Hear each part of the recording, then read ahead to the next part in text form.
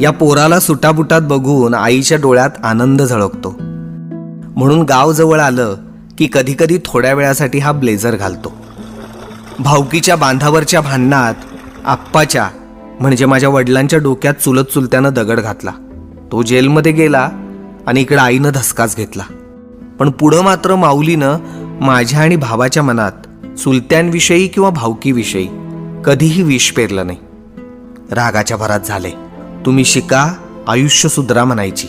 भावानं आणि आईनं मला शिकायला बाहेर पाठवलं. इंजिनियर झालो.